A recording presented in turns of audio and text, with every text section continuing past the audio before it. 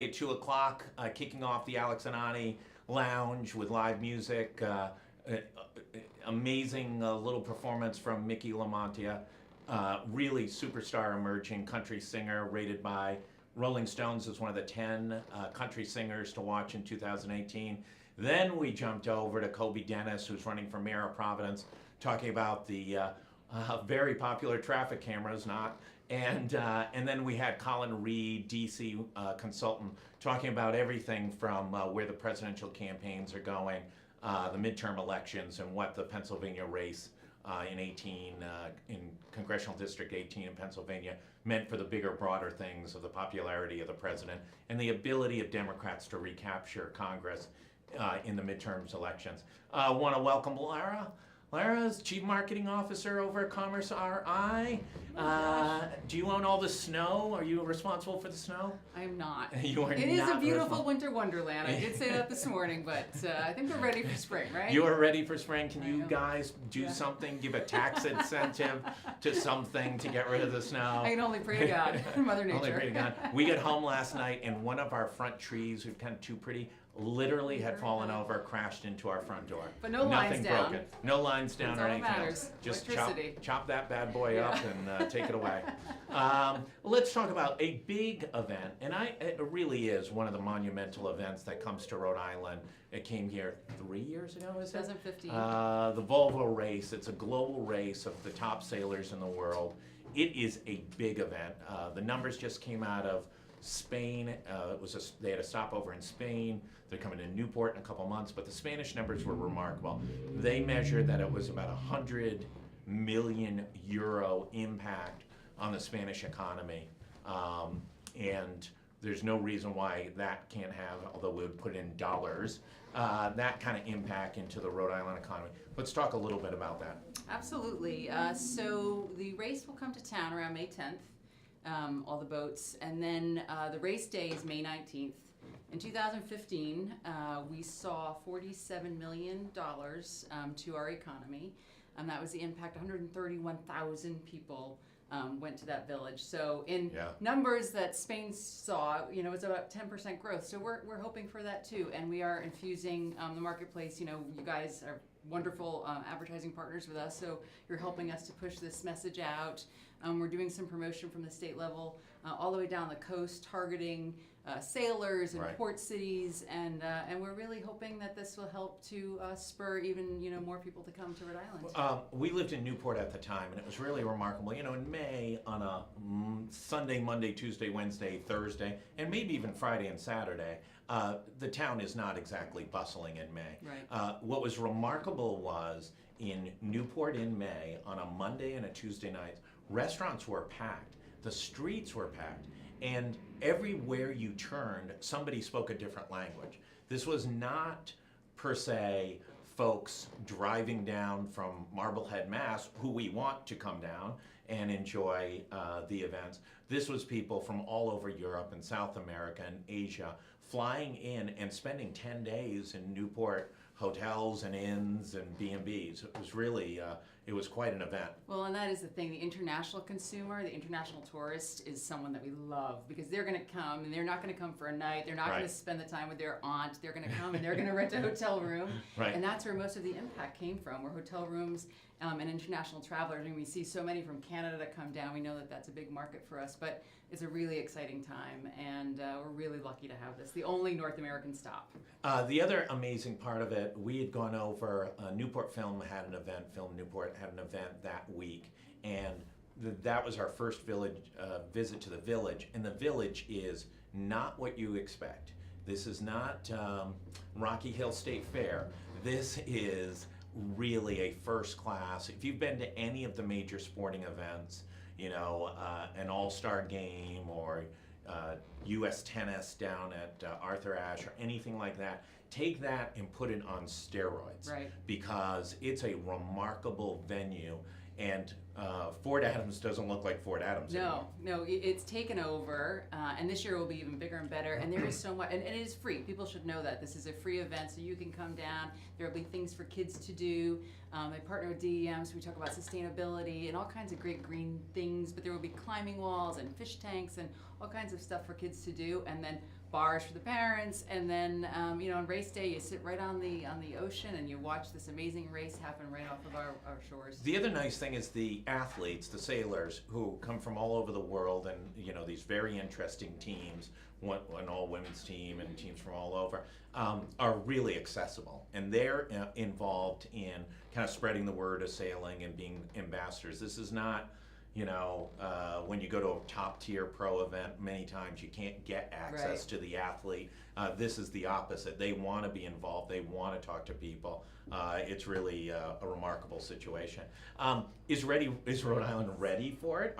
Our bridge is working? Our bridge will be ready. There will be no construction. Potholes will be filled. Right. We will be absolutely ready for it. We're bringing a global event, and oh, by the way, our bridge doesn't work. Okay, so we've got the bridge thing down this time. The Braga Bridge is fixed for the first time in 20 or 30 years. So we got two of them. How's Mount Hope? I haven't been over Mount Hope in probably 10 or 20 years. So we're looking good on the bridge side. We are. Access to it, availability, transportation, all of those things. Well, I would say, Newport hotels are filling up, which is great. We want that. We also feel like, and even in our marketing materials, we're hoping the ferry is running so that folks can stay in Providence. Have you mentioned it to the ferry people yet? I have. Okay, good. They're in the RFP process, so hopefully it's figured out. But they're not going to crash it. Well, that happens. So there's all other places to stay. South County is right over the bridge. Right. We've got all these, local launches that run, from Jamestown. So I think, you could stay outside of Newport and still have a great, time. You'll see some impact in Providence. I mean, if it you builds do the way, year. if you see the way it built like it did in other countries, in those host ports, from over the 3-year cycle, it just gets bigger and bigger and bigger. It's one of those beautiful events that Newport's really good at hosting, whether it's jazz festival or folk festival or tennis hall of fame. They're good at it. They like it. Kind of thing. Let's skip over and talk a little bit about tourism campaign. Sure. Congratulations, Thank you under your leadership broke a new tourism campaign, and people liked it. So I want to congratulate you for that. Most importantly, tourists like it. We're seeing tourists like it. Click on it. Click and book trips here. So and they're not smirking at us. Not. And the words cooler and warmer not involved in any way, shape, or form. Correct. It really is. It's a smart campaign. A Providence ad agency who does a lot of good work on a lot of different fronts. Built a campaign, and it just looks, touches, feels Rhode Islandy. It really does, doesn't it? It does. I'm so proud of it. I love it. And I will say the numbers that we are seeing are amazing. We had put this plugin into our website to see ad tracking. Yeah. It's incredible. We have spent about $400,000 on this leg, if you will. We have seen $650,000 return on just hotel investment. That's so over right. 3,000 hotels. So that's 17% of what the traveler will spend when they come here. And this is in the shoulder season. Yeah, that's so it's doing beyond our wishes, and we are more than thrilled. So we're right in downtown Providence. I think people have seen yesterday we had the live cam going outside, and it was crazy. There was nothing going on outside. We were just showing the snow, and every now and then a RIPTA bus would come down. Tons of people were watching it. Thousands of people over the course of 3 hours watched a camera looking out the window. So I think people get get something going here. We got something going. Forget this live music. We can show a street. What is amazing down here is when you come into the office on the weekend, it is busier with tourists on the weekend than it is during the week. I'll wait to beat up Stefan on the weekday problems, but you deserve all the credit for the weekends. It really is amazing how many tourists are in downtown Providence on a Saturday and Sunday. And Sundays, you cannot come down here and find a parking place. That has never happened in my lifetime before. Well, it is attributable to also the G Pub and the Dean, and we've got lots of great attractions here.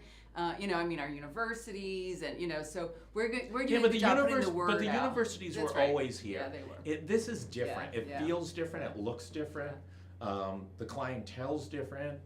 They look to be affluent. Yeah. They look to be engaged. They're walking around from place to place. I think it's also an opportunity. Kobe Dennis was on with us earlier, one of the candidates for mayor. And before he came on, he said, we could really build a Nashville-style music Oh, absolutely. opportunity. And we're seeing the number of great musicians who want to appear on the Alex and Ani Lounge Right. is tremendous. And I really do think it speaks to, we have so much creative talent, giving them venues and opportunities Absolutely. to be able to come into Providence and enjoy it. And I think, again, we are, people, these bands go from New York to Boston. Yeah, so they all come the time. right through Rhode Island. I mean, we lived in New York for 20 years, and we're seeing bands here that we used to see down there all the time. I mean, it's Right. amazing. That would be like the next thing I would love to really think about is how we can do, and certainly we've got jazz and folk, and we would never, but partnering with those guys, too, because Absolutely. they know how to do it. And figure out how we can do J another Suite's big music. J I Suite's know. getting too successful. The tickets I sell know. out the day they go on. Really do. Right. I know. He's doing something right down there. We've been partners on jazz with them for about 4 years, and every year it gets bigger and bigger. And this year the warning was they were going to cut back the budget because it's getting so successful. I'm like, I don't want to get blamed because we were so successful and lose revenue. That doesn't seem fair. Don't do a good job, Josh. Yeah, right. We're gonna push for complete incompetence. Let's talk about that. The energy is starting to build on these types of things, and the campaign that you're running, the tourism campaign. And if you haven't seen it, it's on GoLocal. I think we have all the videos. Although I think Got a we just few got new a couple ones, new ones right. that we'll be posting.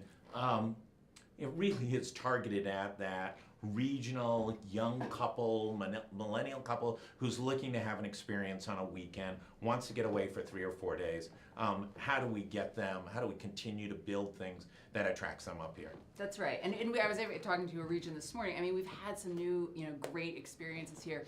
Rail Explorers down in Newport. That thing was sold out all summer long. Again, a new experience. And we got some pickup with them on CNN, and then that was picked up by the AP. So they just were flooded. So Yeah. we need to continue, and that I think is what we're talking about as a tourism regions and myself. What else can we do for these folks? Absolutely. How else can we help them to bring in attractions? Because that is what's going to continue. Bringing people here, bringing money to the economy, but then bringing new attractions, new hotels, new things, and I think it really is happening, and I agree. I feel it too. I mean, I grew up here, and this feels like a totally different place. Well, thank you for being on. We're going to be talking regularly about Volvo as this thing builds and talking outwards and pushing this message out. This interview will run up on our Worcester site, etc. Anything else people need to know about Volvo and getting ready for it? And is there any danger? It can't get sold out because it's a free event, but any good as we get closer, giving tips to how to get there, when to get there, what all the attractions are? Yeah, I mean, I would say visit RhodeIsland.com. You will find the Newport Volvo homepage on our site, but then there's also places where you can stay, where you can get your transportation, things that you can do, restaurants you can go see. But I would say plan. Great. Plan ahead. We're going to be right back. Kate Nagel's going to be right back at the 3 o'clock hour. She's going to have United States Senate candidate Bob Flanders on. And then I'm back with Brown Athletic Director Jack Hayes. And then Kate's got more guests. So it is a rock'em sock'em afternoon. We'll be right back. Thanks so much. So much. So much. So much.